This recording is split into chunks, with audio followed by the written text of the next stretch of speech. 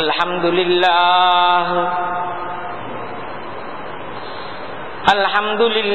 नहमदुहु व नस्तईनुहु व नस्तगफिरुहु व नु'मिनु बिही व नतवक्कलु अलैहि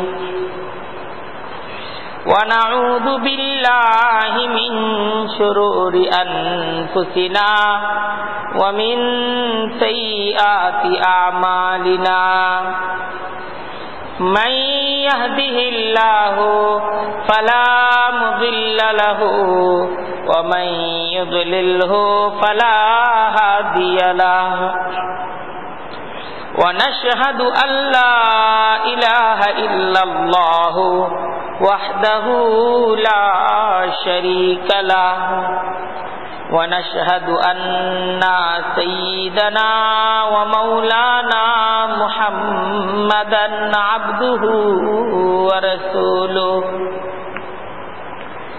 अम्मा बअदु फअऊज़ु बिल्लाहि मिनश शैतानिर रजीम बिस्मिल्लाहिर रहमानिर रहीम वला तअकुलू अम्वालकुम बैनकुम बिल बातिल व तुदलू बिहा इलल हुक्काम लितअकुलू फरीक़म मिन अम्वालिन नासि बिल इस्मि व अंतुम तालमून सदक़ल्लाहुल अज़ीम व सदक़ रसूलुहुन नबियुल करीम व नहनु अला ज़ालिका लमिनश शाहिदीना वश्शाकिरीन वल्हम्दुलिल्लाहि रब्बिल आलमीन सुब्हानका ला इल्म लना इल्ला मा अल्लमतना इन्नका अंतल अलीमुल हकीम रब्बिश्रह ली सदरी व यस्सिर ली अमरी वहलुल उक़दतम मिन लिसानी यफ़क़हू क़ौली। আল্লাহ তাআলার দরবারে অনেক অনেক শুকরিয়া। আজকের জুমার খুতবার আলোচনায় তিনি আমাদেরকে একত্রিত হওয়ার তৌফিক দান করেছেন, আলহামদুলিল্লাহ।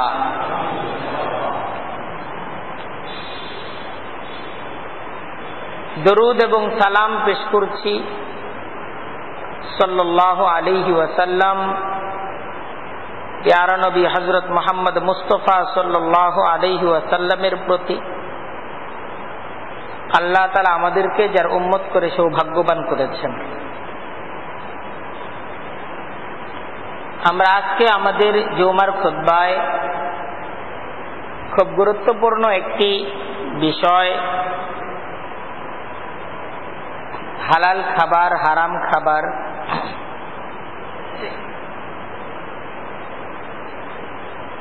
এই বিষয় নিয়ে আজকে আমরা কিছু আলোচনা করব। দেখেন, হালাল খাবারের উপর নির্ভর করা এবং হারাম খাবারকে বর্জন করা, এটা ইসলামের একটা ফরজ ইবাদত। তালাবু কাসবিল হালালি ফরিজাতুন বাদাল ফরিজা।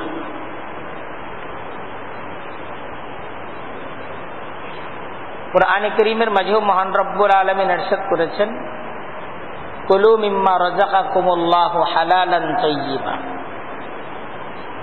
আমি হালাল এবং পবিত্র যে রিজিক তোমাদেরকে দিয়েছি তা তোমরা গ্রহণ করো, এটাকে তোমরা ভক্ষণ করো। ওয়ালা তাত্তাবিউ খুতুওয়াতিশ শাইতান, শয়তানের পদাঙ্ক অনুসরণ করো না, হারামকে গ্রহণ করো না। বিষয়টা খুবই গুরুত্বপূর্ণ বিষয়।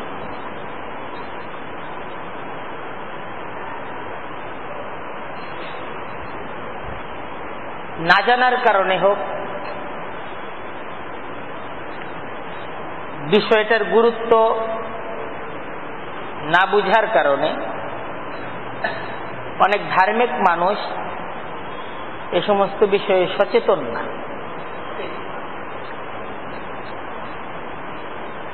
অথচ নিজ খাবার এ ব্যাপারে খুব সচেতন হওয়া এটা কাম্য। কুরআনে কারীমের অসংখ্য আয়াতে নবী করিম সাল্লাল্লাহু আলাইহি ওয়াসাল্লাম তার অসংখ্য হাদিসে হালাল খাবার এটাকে গ্রহণ করা এবং হারামকে বর্জন করা এ বিষয়ের উপর গুরুত্ব আরোপ করেছেন, সতর্ক করেছেন, হুঁশিয়ার করেছেন। কুরআনে কারীমের মাঝে মহান রব্বুল আলামিন হারাম খাবার কি, কোন ধরনের খাবার আমাদের জন্য হারাম করা হয়েছে, কোন ধরনের উপার্জন আমাদের জন্য হারাম, এ সমস্ত বিষয়ে খুব বিস্তারিত আলোচনা কুরআনে কারীমের মাঝে পাওয়া যায়। সংক্ষেপ আলোচনা, অসংখ্য সূরা।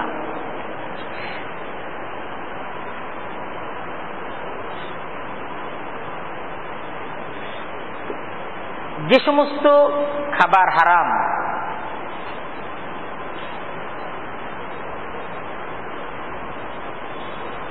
এটা প্রধানত দুই প্রকার। স্থায়ীভাবে যে সমস্ত খাবারকে হারাম করা হয়েছে তার মাঝে এক হলো শূকরের মাংস, এটা হারাম।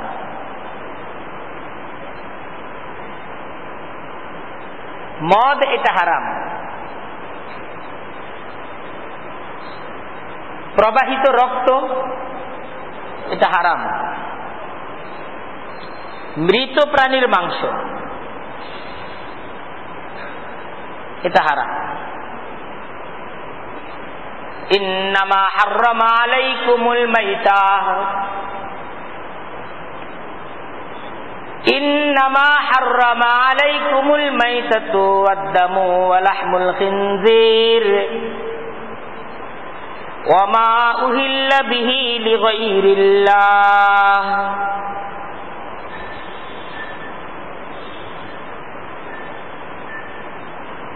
নিশ্চিতভাবে তোমাদের জন্য হারাম করে দেওয়া হয়েছে আল মাইতা, মৃত প্রাণীর মাংস, এটা হারাম করে দেওয়া হয়েছে। ওয়াদ-দাম, রক্ত হারাম। ওয়া লাহমুল খিনজির, শূকরের মাংস হারাম। ওয়া মা উহিল্লা বিহি লিগাইরিল্লাহ, আর গায়রুল্লাহর নামে যেটাকে জবাই করা হয়েছে এটা হারাম।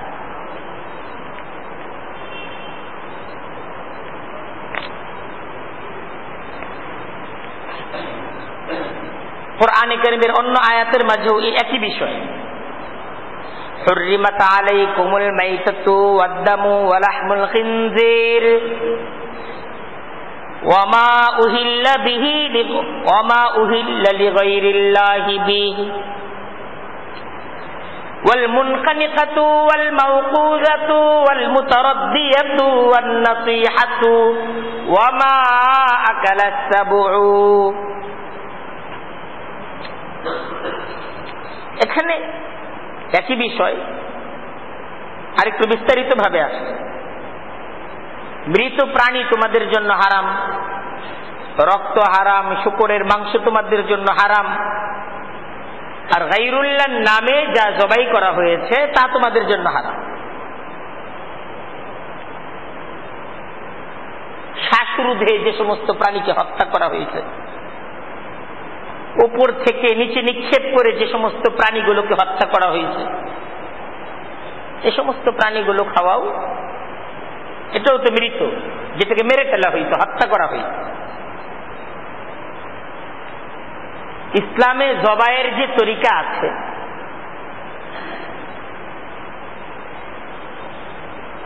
প্রাণীকে জবাই করার যে সিস্টেম আছে, সেই সিস্টেমের বাইরে অন্য কোনোভাবে কোনো প্রাণীকে কেউ যদি হত্যা করে, মেরে ফেলে, ওই মরা প্রাণী যেমন হারাম, ঠিক এরকম মেরে ফেলা প্রাণী এটাও হারাম।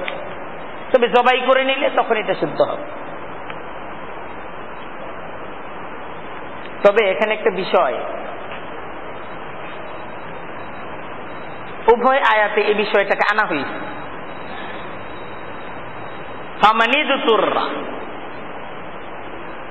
কোন ব্যক্তি যদি নিরুপায় হয়ে যায়, গায়রা বাগ, সে আল্লাহর সাথে বিদ্রোহী না, ওয়ালা আদ, আল্লাহর হুকুমের সীমা লঙ্ঘনকারী না, কিন্তু লোকটা অসহায়, নিরুপায়, তো সেক্ষেত্রে বলা হইছে ফালা ইসমা আলাইহি ইন্নাল্লাহা গফুরুর রহিম, আল্লাহ বড় ক্ষমাশীল, বড় দয়াময়। একদম নিরুপায় অবস্থায় কেউ যদি এ হারামকে গ্রহণ করে, আল্লাহ তাকে ক্ষমা করে দিতে পারে।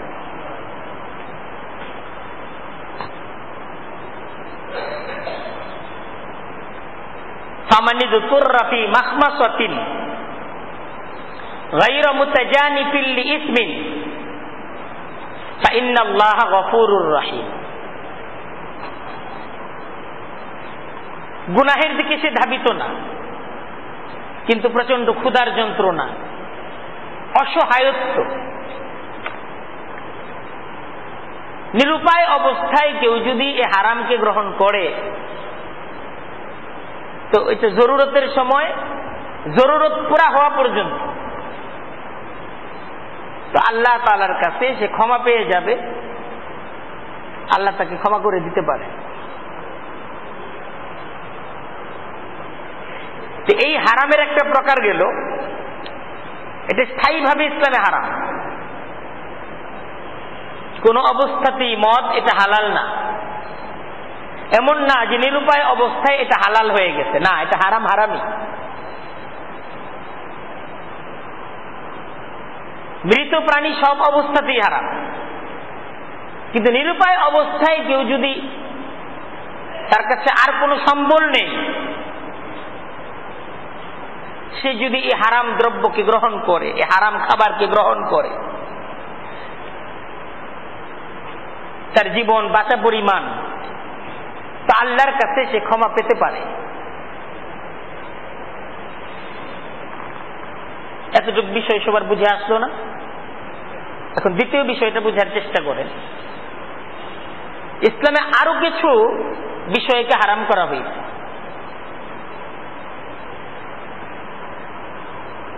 প্রয়োজন এবং অপ্রয়োজন, পেটের দায়ে, ক্ষুধার অবস্থায়, দুর্ভিক্ষের সময়ে, জীবনের যেই পজিশনে আপনি থাকেন, আমি থাকি, কোনো অবস্থাতেই ওইটা হালাল না। এই সমস্ত খাবারগুলো যে হারাম আমরা জানি, আমরা সচেতন। মদ যে হারাম এটা আমরা জানি এবং আমরা এ ব্যাপারে সচেতন। আমরা খুব সচেতন। কোন মৃত প্রাণী এটা আমাদেরকে খাওয়ানো হচ্ছে কিনা এই বিষয়ে আমরা সচেতন কিনা, আমরা জানার চেষ্টা করি যে এটা হালাল না, এটা হারাম। অনেকে জানতে চায় যে এই মুরগিকে জবাই করার পর এটাকে যে আপনার গরম পানির মাঝে এটার চামড়া ছিলা হয়, এরপরে এটা হালাল থাকে না হারাম থাকে, অনেকে জানতে চায়। অর্থাৎ আমরা হালাল এবং হারামের ব্যাপারে খুবই সচেতন। আমরা চাই না হারাম খাবো, চাই, এই জন্যই তো জিজ্ঞাসা করি, জানতে চাই যে হুজুর এটা হালাল না এটা হারাম। মদ হারাম এই ব্যাপারে আমরা সচেতন। শূকরের মাংস হারাম আমরা সচেতন। আমরা কোন অবস্থাতেই শূকরের মাংস গ্রহণ করব না, করব। কিন্তু আরো কিছু বিষয় এটা ইসলামে হারাম, এমন হারাম যে কোনো সময় এটা হালাল হয় না, কিন্তু এই বিষয়ে আমরা সচেতন না, ওটাও হারাম খাবার।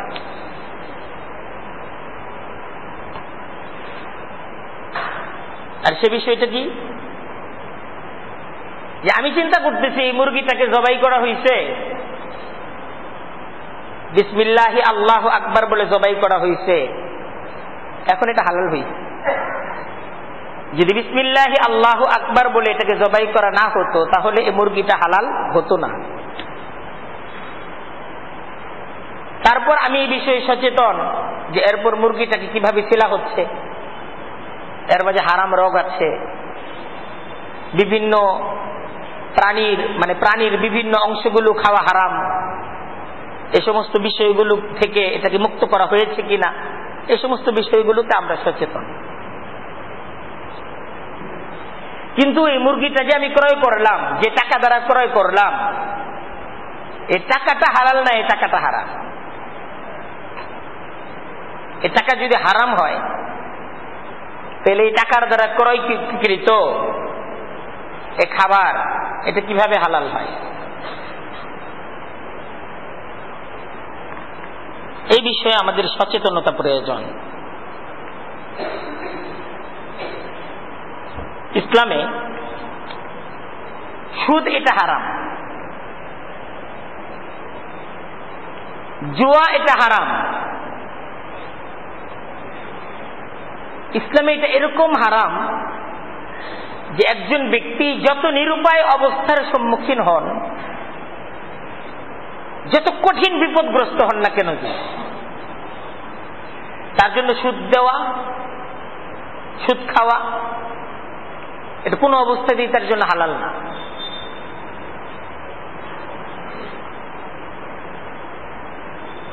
কোন অবস্থাতেই জুয়া খেলা হালাল না, এটা হারাম। জুয়ার মাধ্যমে যে উপার্জন হয় এই উপার্জন হারাম। সুদের মাধ্যমে যে উপার্জন হয় এই উপার্জনটা হারাম উপার্জন। চুরি করে যেই সম্পদকে উপার্জন করা হয়, ডাকাতির মাধ্যমে যে সম্পদকে উপার্জন করা হয়, অন্যায়ভাবে চাপ প্রয়োগ করে চাঁদাবাজির মাধ্যমে যে সম্পদকে উপার্জন করা হয়, মিথ্যা বলে মিথ্যা প্রতারণার মাধ্যমে যে সম্পদকে কামাই করা হয়,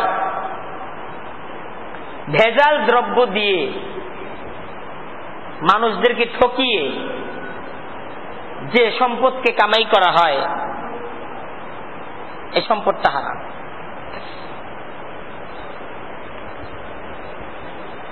নিজের ভাই বোনদেরকে ঠকিয়ে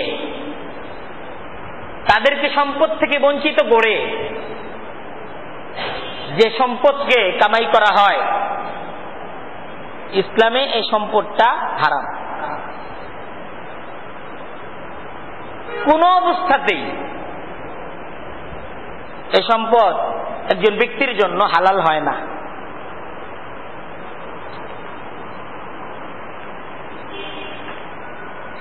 এই ব্যাপারে কোরআনে কারীমের বক্তব্য সুস্পষ্ট। এই ব্যাপারে হাদিসে রসুলে নবী করিম সাল্লাল্লাহু আলাইহি ওয়াসাল্লামের বক্তব্য সুস্পষ্ট, কোনো অস্পষ্টতা নেই, কোনো সন্দেহ নেই। ওয়ালা তাকুলু আমওয়ালাকুম বাইনাকুম বিল বাতিল, যে তোমরা তোমাদের পরস্পরের সম্পদকে বাতিল ভাবে, অন্যায় ভাবে তোমরা ভক্ষণ করো না, এটা কোরআনের হুকুম।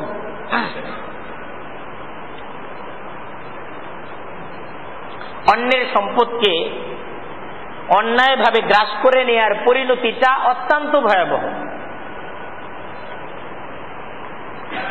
এটা যে কত ভয়াবহ এটাকে বুঝতে চাইলে হাদিস দেখেন। নবী করিম সাল্লাল্লাহু আলাইহি ওয়াসাল্লামের সুস্পষ্ট বর্ণনা আমাদের সামনে আছে।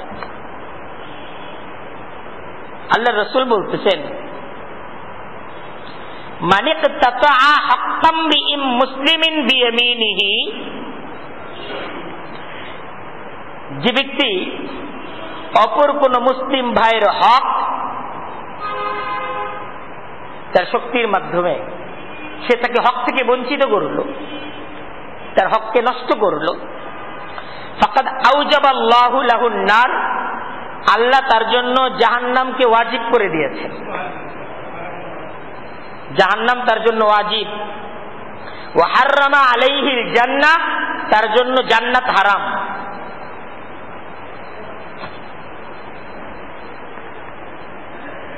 তারপর দেখেন, ফাকাল লাহু রাজুলুন, এক ব্যক্তি আল্লাহর রাসূলকে জিজ্ঞাসা করলো, এক সাহাবী আল্লাহর রাসূলকে জিজ্ঞাসা করলো, ওয়া ইন কানা শাইআন ইয়াসীরান ইয়া রাসূলুল্লাহ, হে আল্লাহর রাসূল, এটা যদি খুব সামান্য হয়, সে যে অপর ভাইয়ের হক নষ্ট করতে, এটা যদি খুব সামান্য হয়, রিক্সাওয়ালাকে 15 টাকা ভাড়া দিল না, ক্ষিপ্ত হয়ে বললো তোরে ভাড়া দিব না, যা তুই কি করবি কর। খুব সামান্য যদি হয়, তার জন্য কি এত কঠিন কথা? আল্লাহ রসুল জবাব দিতেছেন। উত্তরটা কার? আল্লাহ রসুলের উত্তর দেখেন, ওয়া ইন কাযীবাম মিন আরাকিন, ওয়া ইন কাযীবাম মিন আরাকিন। আরাক এটা এক ধরনের গাছ, এই গাছের ডাল দ্বারা মেসওয়াক বানানো হয়। আরাক এটা এক ধরনের গাছ, এই গাছের ডাল এটা মেসওয়াক হিসেবে ব্যবহৃত হয়। আল্লাহ রসুল বলতেছেন, ওয়া ইন কাযীবাম মিন আরাকিন, যে আরাক গাছের যে ঢাল, আরাক গাছের যে কাযীব, আরাক গাছের ডাল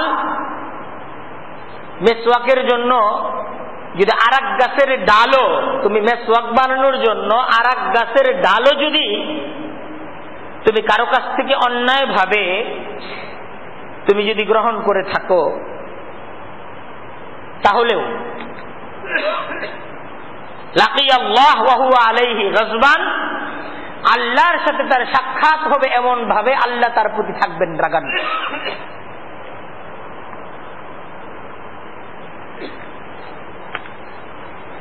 এই বিষয়টা খেলতামাশার ব্যাপার না, এ ব্যাপারে আমাদের সচেতনতা কাম্য।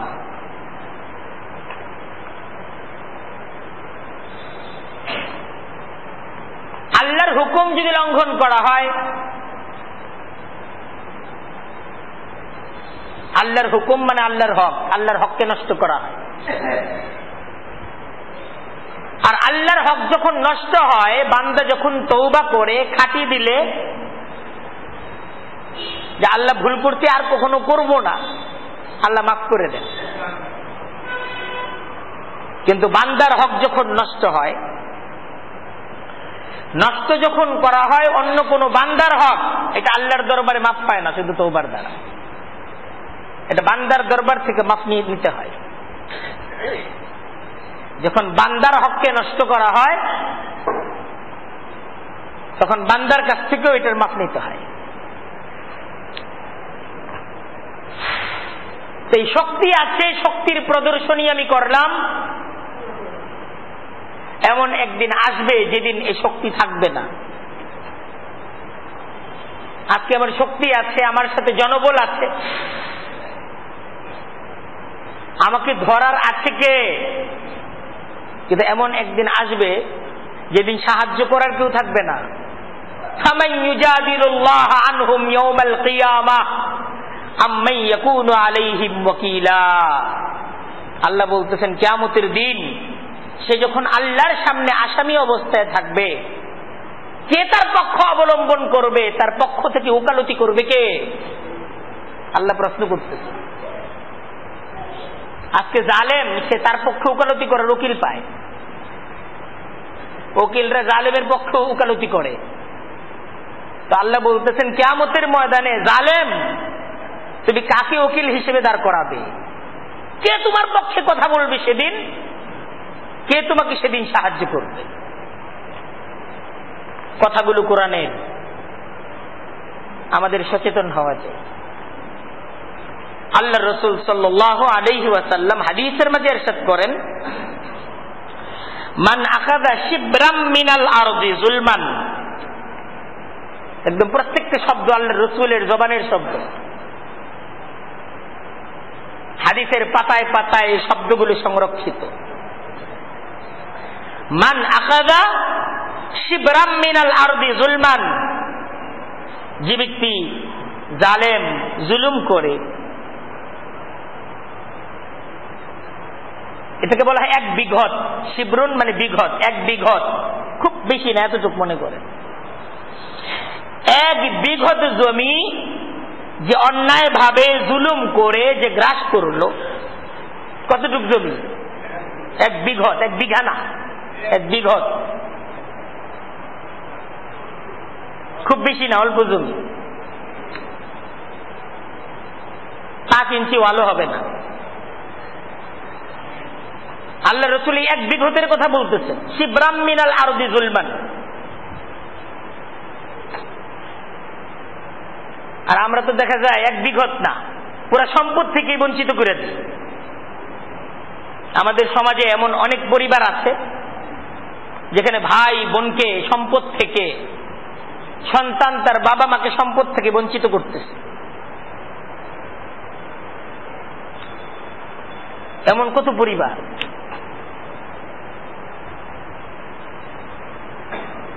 এদের কি ফয়সালা হবে আল্লাহর দরবারে? হাসরের ময়দানে আল্লাহর রাসূল তো জানায় গেছেন, এবং আল্লাহর রাসূল যা বলছেন হাসরের ময়দানে তাই হবে, এটা বিশ্বাস করতে হবে। এটার বিশ্বাসের নাম ঈমান। আল্লাহর রাসূল যা বলছেন, আপনি মানেন আর না মানেন, তাই ঘটবে হাসরের ময়দানে। মান আখাযা শিবরাম মিনাল আরদি যুলমান, যে ব্যক্তি এক বিঘত পরিমাণ জমিন অন্যায়ভাবে গ্রাস করবে, আল্লাহ রাসূল বলতেছেন, ফাইন্নাহু ইউতাব্বিকুহু ইয়াউমাল কিয়ামা সাবআ আরদিন, এর নিচের 7 তবক জমিন সহ কিয়ামতের দিন তার গলার মাঝে মালা পরায়া দেওয়া হবে। এটাকে তার গলার মাঝে এটা নিয়ে এখন যাও, কোথায় যাবা? হাসরের ময়দানে কঠিন ময়দান। فَمَن يَعْمَلْ مِثْقَالَ ذَرَّةٍ خَيْرًا يَرَهُ وَمَن يَعْمَلْ مِثْقَالَ ذَرَّةٍ شَرًّا يَرَهُ।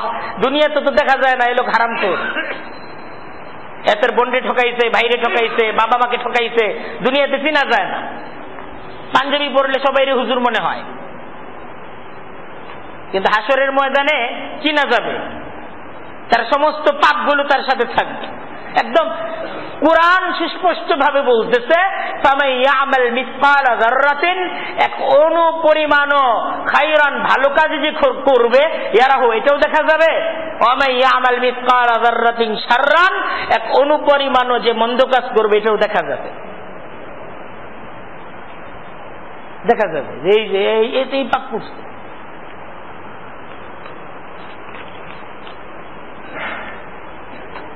সচেতন হওয়া চাই আমাদের সামনে কিন্তু বিচার আছে,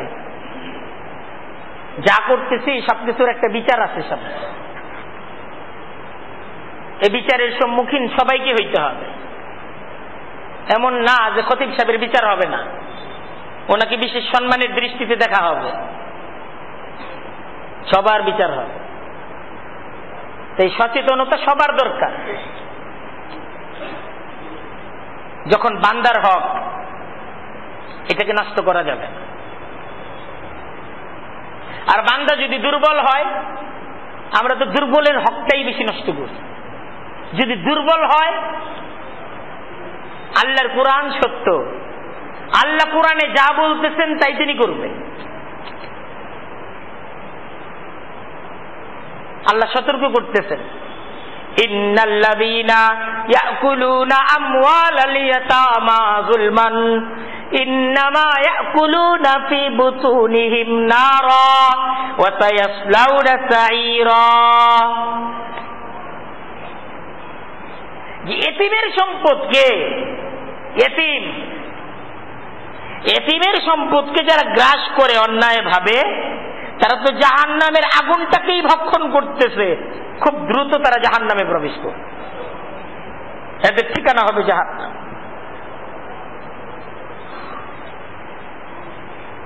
আল্লাহ রসুল হাদিসের মাঝে বলতেছেন, আলা তোমরা হুঁশিয়ার হও, সাবধান হও। মান যালামা মুআহিদান, যে ব্যক্তি কোন মুআহেদ বলা হয় আপনার প্রবাসী ব্যক্তি, ভিন্ন দেশ থেকে আসছে, আমাদের এই জায়গায় থাকে। কেউ যদি কোনো প্রবাসী ব্যক্তির উপর, বিদেশি ব্যক্তির উপর অন্যায় করে, জুলুম করে, আও ইনতাকাসাহু, তাকে কষ্ট দেয়, আও কাল্লাফাহু ফাওকা তাকাতিহি, তার সামর্থ্যের চাইতে বেশি কোনো কিছু তার উপর চাপিয়ে দেয়, আও আখাযা মিনহু শাইআন বিগাইরি তাইবি নাফসিন, তার অমতে তার কাছ থেকে কোনো কিছুকে জুলমান, অত্যাচার করে গ্রহণ করে, চিন্তাই করে। আল্লাহ রাসূল বলতেছেন, ফাআনা হাজিজুহু ইয়াউমাল কিয়ামাহ, কিয়ামতের দিন তাদের পক্ষ থেকে আমি তোমাদের বিপক্ষে মামলা করব, আমি তাদের পক্ষ অবলম্বন করব।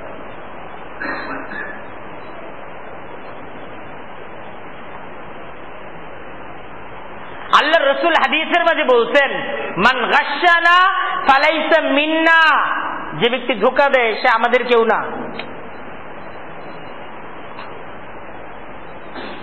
আল্লাহ কুরআনে কারীমের মাঝে বলতেছেন, ওয়াইলুন, মহা বিপদ অপেক্ষা করতেছে তাদের জন্য, আল মুতাফফিফিন, যারা মাপে কম দেয়, এদের জন্য মহা বিপদ অপেক্ষা করতেছে।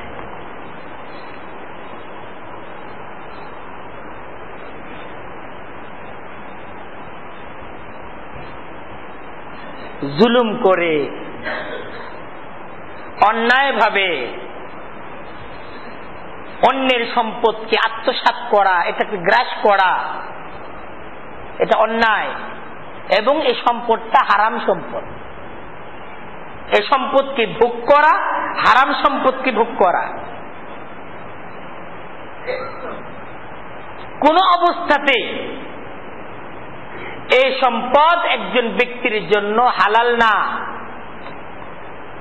কোন অবস্থাতেই হালাল না।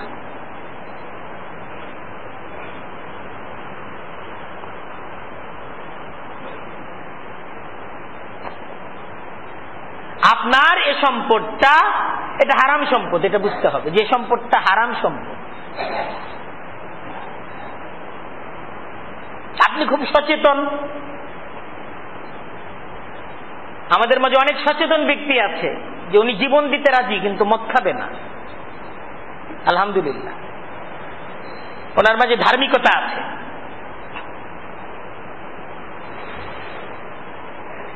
মরা মুরগির মাংস খাবে না, কিন্তু অন্যকে ঠকায় ঠিকই খাচ্ছে।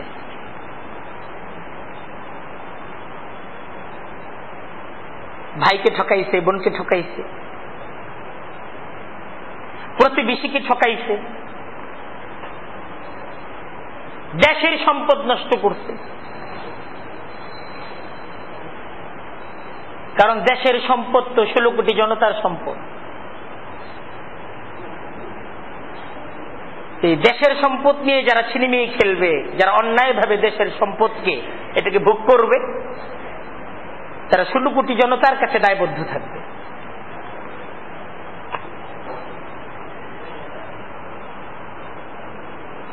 ইসলাম ধর্মটা মেনে চলার ধর্ম, সঠিকভাবে এটাকে বুঝতে হবে এবং পূর্ণাঙ্গভাবে এটাকে মানতে হবে। জীবন সুন্দর হবে, দুনিয়া সুন্দর হবে, আখিরাত সুন্দর হবে। আর এজন্য নিজেদের সুবিধাবাদী যে চেতনা,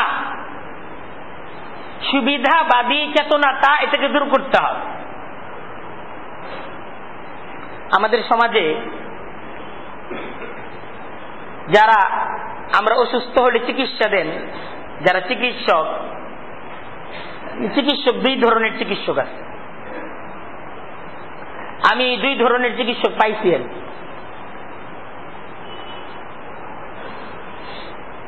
এক ধরনের চিকিৎসক আছে এমন, ওনারা খুব বেশি ঔষধ দিতে চান না। আছেন এরকম চিকিৎসক, এখনো আছেন। ওনারা বলে দেন যে নিয়ম কানুন মাইনা চলবেন, এটা খাবেন, এটা খাবেন না, প্রতিদিন হাঁটবেন, শারীরিক পরিশ্রম করবেন, আপনি সুস্থ থাকবেন। আমি একবার আমার মুরব্বীকে নিয়ে একজন অভিজ্ঞ ডাক্তারের শরণাপন্ন হলাম। তো যাওয়ার পর উনি কোনো ঔষধ লিখে দিলেন না, কোনো ওষুধই দিলেন না। দীর্ঘ সময় কথাবার্তা বললেন। বাসায় যাওয়ার পর নাস্তা করাইলেন, উনিও অনেক বড় আলেম। তো এই মেহমানদারি করলেন আর বললেন আপনার কোনো ওষুধ খাওয়ার প্রয়োজন নাই, আপনি এইভাবে চলবেন। তো ওনার বাসা থেকে বের হওয়ার পর একটা হতাশা যে ওনার কাছ থেকে আসলে কিছু পাইলাম না। এই যে এত রোগ নিয়ে গেলাম, উনি কিছু দিল না। একটা ওষুধ দিলে, কিছু পরীক্ষা নিরীক্ষা দিলে একটা সান্ত্বনা ছিল। এত কষ্ট করে আসলাম, তুমি বললা যে এই জায়গায় এত কিছু পাওয়া যাবে, কিন্তু উনি কিছুই দিল না। উনি দিল যে এই খাওয়া যাবে, এই খাওয়া যাবে না, এইসব তো সবাই বলে। এইটা কি কোনো চিকিৎসা? বুঝে আসলো না বিষয়টা। এটা একটা বড় সমস্যা। এটাও একটা চিকিৎসা। কিন্তু এই ধরনের ডাক্তারদেরকে আমরা আসলে কেউই খুব বেশি পছন্দ করি না। এর পছন্দ হয় না যে আসলে বেচারা জানে না কিছু, উনি কিছুক্ষণ ওয়াজ করে দিলেন। ওনার কাছে চিকিৎসার জন্য আসছি, ওনার কি ওয়াজের জন্য আসছি? এই ধরনের কিছু ডাক্তার আছে, ওনাদের কাছে গেলে ওনারা ওয়াজ করে। এই ওয়াজ ডাক্তাররা আমাদের কাছে খুব বেশি পছন্দনীয় না।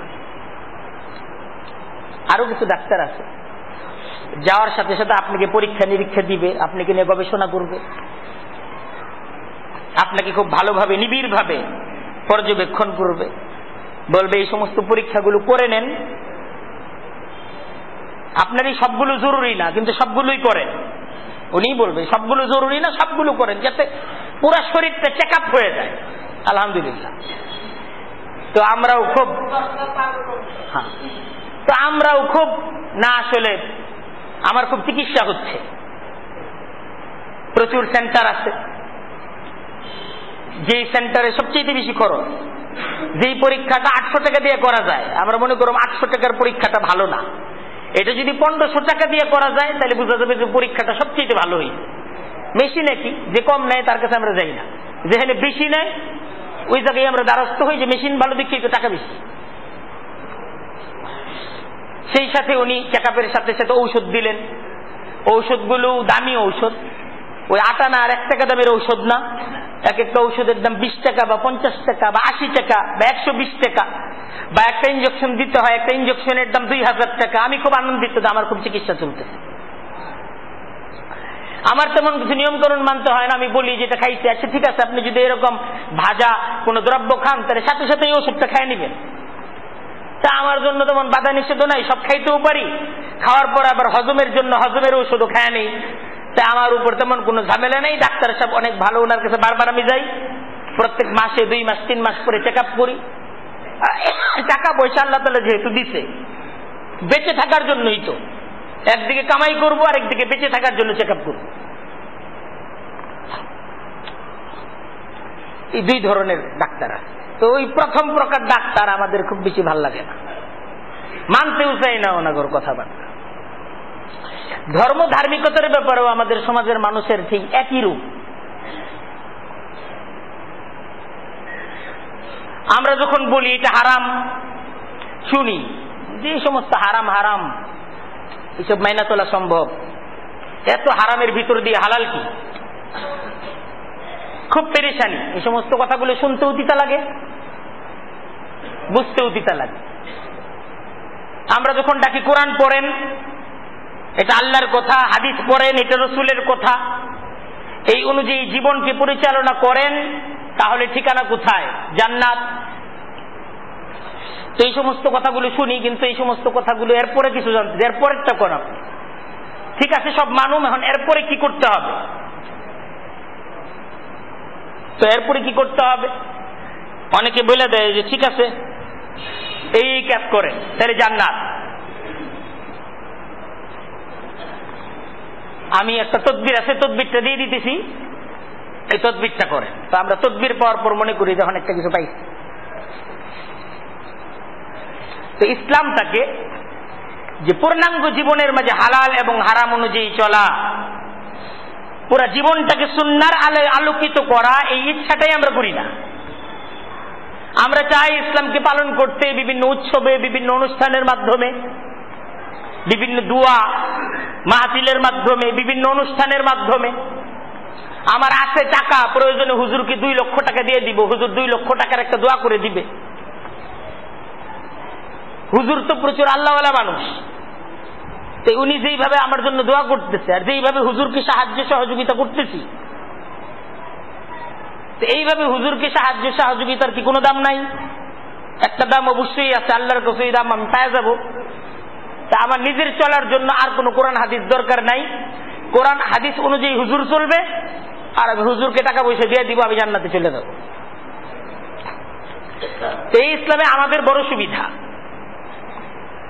আপনারা আমাদের কাছে আসবেন, যেইভাবে খুশি সেইভাবে কামাবেন, আইসা আমাদের হুজুরদেরকে দাওয়াত দিবেন, হাদিয়া দিবেন, টাকা পয়সা দিবেন।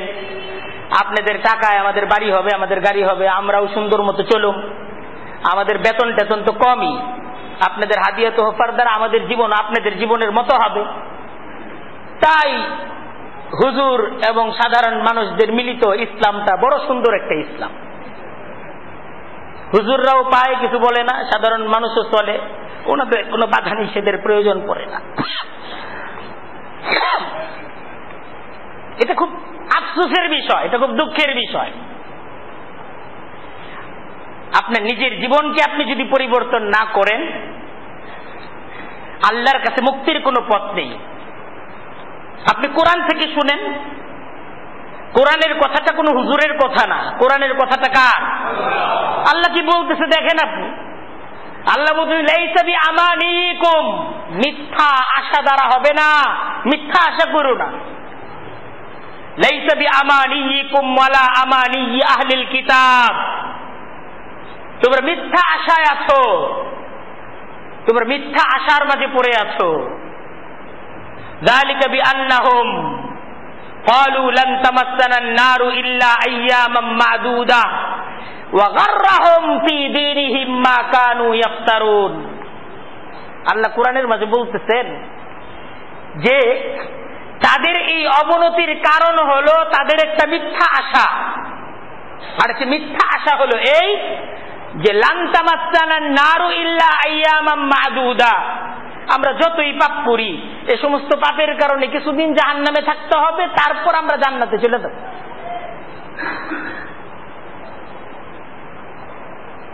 তারপর জান্নাতে চলে যাব, কোনো না কোনো ভাবে মাফ আমি পেয়েই যাব। এরপরে আল্লাহ কি বলতেছেন? ওয়াগাররাহুম, তাদেরকে তো ধোঁকায় ফেলেছে, তাদের ধর্ম ধার্মিকতার ব্যাপারে মা কানু ইফতারুন, তাদের এই মিথ্যা আশা, মিথ্যা রচনা। তাহলে আল্লাহর সিদ্ধান্ত কি? মাইয়ামাল সুআন ইউজজা বিহি, আল্লাহর সিদ্ধান্ত হলো যে কোনো মন্দ কাজ করবে তাকে তার প্রতিদান দেওয়া হবে। মাইয়ামাল সুআন, যে কোনো মন্দ কাজ করবে, ইউজজা বিহি, তার প্রতিদান তাকে দেওয়া হবে। ওয়ালা ইয়াজিদ লাহু মিন দুনিল্লাহি ওয়ালিয়ান ওয়ালা নাসীরা, ওয়ালা ইয়াজিদ লাহু মিন দুনিহি, আল্লাহর মোকাবেলায় সে পাবে না ওয়ালিয়ান, কোন অভিভাবক, ওয়ালা নাসীরা, কোন সাহায্যকারী পাবে না। আল্লাহর সামনে যেদিন সে আসামি হবে তার পক্ষে কেউ দাঁড়াবে না। ومن يعمل من الصالحات وهو مؤمن, ومن يعمل من الصالحات من ذكر أو أنثى وهو مؤمن আল্লাহ বলতেছেন আর যারা সৎকর্মী আল্লাহর বিধানের উপর জীবনকে পরিচালনা করেছে, সে পুরুষ হোক নারী হোক, আর সে মুমিন ফাউলাইকা ইয়াদখুলুনাল জান্নাহ, আল্লাহ বলতেছেন তারাই জান্নাতে প্রবেশ করবে, তারাই জান্নাতে যাবে। সেই জান্নাতে কারা যাবে এটা পরিষ্কার। আর জাহান্নামে কারা যাবে আল্লাহ সুস্পষ্ট ভাবে এটাকে বুঝিয়ে দিচ্ছেন, খুলে খুলে বুঝিয়ে দিচ্ছেন, যেন কোনো অস্পষ্টতা আমাদের মাঝে না থাকে।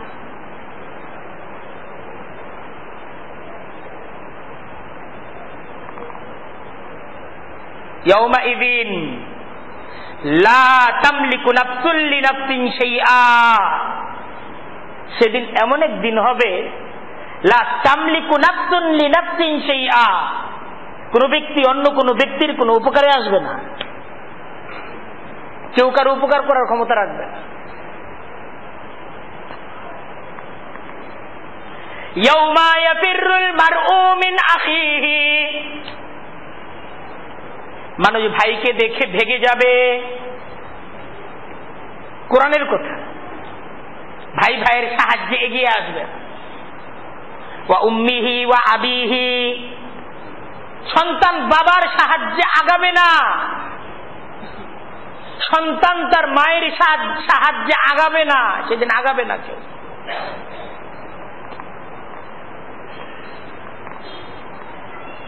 হুজুর আগাবে, হুজুর যে যাচাই বাছাই ছাড়া হারাম খাইছে, হুজুরকেও তো ধরা হবে, হুজুর সহ আটকা। কারণ আল্লাহর বিধান মানা এটা আপনার জন্য যেমন ফরজ ছিল, হুজুরের জন্য ফরজ ছিল। আর আপনি তো হুজুরে যে খাওয়াইছেন, হুজুরে তো আপনি ছাড়বেন না। হুজুর আপনারা আমি খাওয়াইছি, আপনারা ধরে আমার বাড়ি পর্যন্ত আনছি, কিন্তু আপনি আমার জন্য কি করছেন? খালি খাইছেনই আমারটা।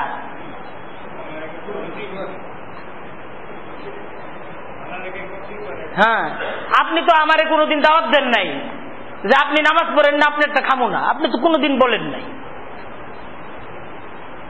আপনি খাইছেন আর আমার বলছেন হুজুরের সাথে মহব্বত রাখলে জান্নাতে যাওয়া যাবে। আপনি যে বলছেন হুজুরের সাথে মহব্বত থাকলে জান্নাতে যাওয়া যাবে, আমার জান্নাতে লয়ে যান, না আপনি আমার সাথে থাকেন।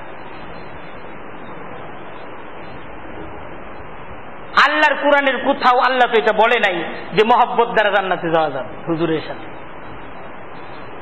এই যে আমার সাথে অনেক ভাই আছে এখানে, ওনারা প্রায় 15 পারা কোরআন শরীফের তরজমা এই মসজিদে শুনছে, ওনারা কেউ পায় নাই, আমি দেখাইছি, দেখেন কোথাও নাই। বরং এটা আছে বারবার, মাইয়ামাল সুআন, যে মন্দ করতেছে, ইউজিজা বিহি, মন্দের পরিণাম তাকে পেতে হবে, এটা বারবার আছে। আপনি কেন বিশ্বাস করেন নাই?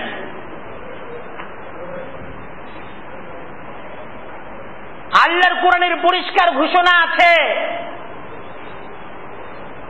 যে সুদের সাথে সম্পৃক্ত হবে সে আল্লাহ এবং আল্লাহর রসুলের সাথে যুদ্ধের ঘোষণা দিল। আপনি জানার পর সুদের সাথে সম্পৃক্ত হয়েছেন, আপনি সুদ খাইছেন।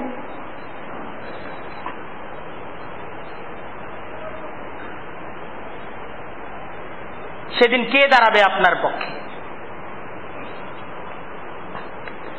সেই দেখেন গুরুত্বপূর্ণ যে বিষয়টা, এটা খুব গুরুত্বপূর্ণ সাবজেক্ট। এটা হলো আমাদের খাবার হালাল হওয়া। খাবার হালাল হওয়া এটা ফরজ।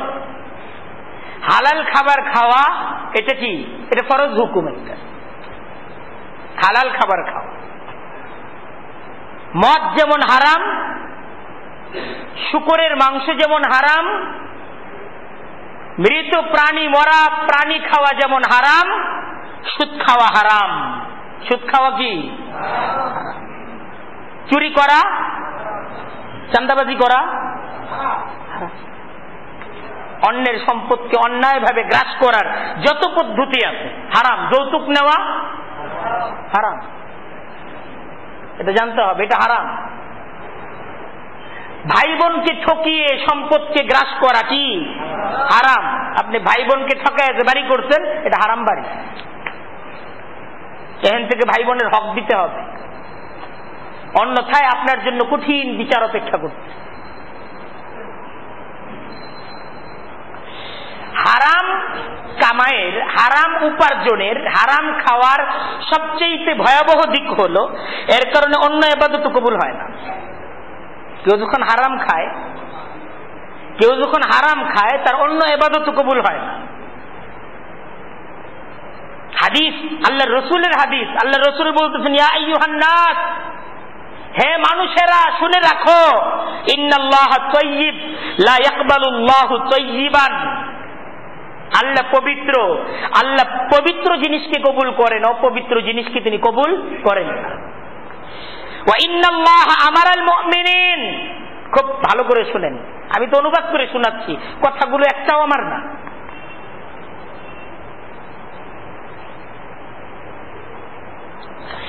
ইন্নাল্লাহা আমারাল মুমিনিন বিমা আমারা বিহিল মুরসালিন, আল্লাহ তিনি মুমিনদেরকে সেই হুকুম দিয়েছেন যে হুকুম তিনি রাসূলদেরকে দিয়েছেন। অর্থাৎ আল্লাহ রাসূল বুঝাচ্ছেন, আমার উপর যেই হুকুম তোমাদের উপর একই হুকুম, আমাকে যা মানতে হবে তোমাদেরকেও মানতে হবে, আমার জন্য যা ফরজ তোমাদের জন্য ফরজ, তোমাদের জন্য যা হারাম আমার জন্য হারাম।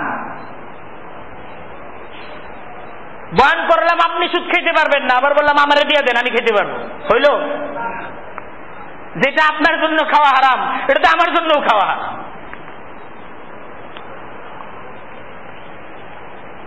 আল্লাহ রসুল বলতেছেন, সুম্মা যাকারার রাজুল, এই বয়ানের পর আল্লাহ রসুল একজন ব্যক্তির আলোচনা করলেন, ইউতিলুস সাফার, যে আল্লাহর পথে অনেক সফর করে, হজ করে, উমরা করে, আছে না অনেক আছে, আশা এত সফর করে যে তার চুলগুলো এলোমেলো হয়ে গেছে, আগবারা তার চেহারা ধুলি ধূসরিত, ইয়ামাদ্দু ইয়াদাইহি ইলাস সামা, আর এই ব্যক্তি এই দীর্ঘ মুসাফির, আল্লাহর পথের পথিক, আল্লাহর কাছে দোয়া করে, ইয়া রব্বি ইয়া রব্বি, আল্লাহ এই দাও দোয়া করতেছে আল্লাহর পথে, দীর্ঘ মুজাহাদার পর, দীর্ঘ পরিশ্রমের পর।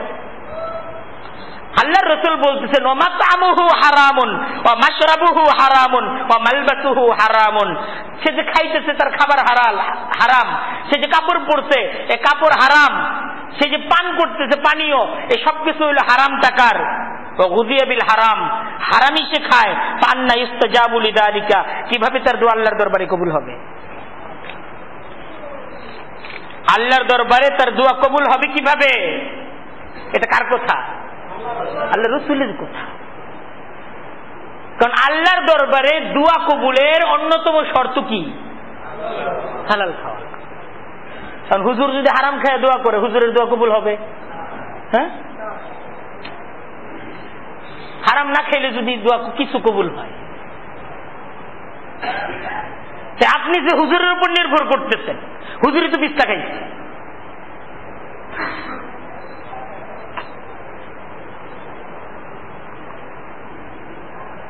এই বিষয়ে খুব সাবধান হইতে হবে। এটা পুরো জীবনের ব্যাপার, জীবনের কঠিন সিদ্ধান্তের ব্যাপার।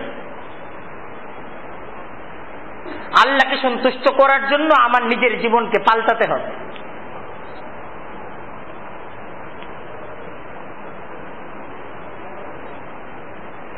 আর এটা খুব সহজ।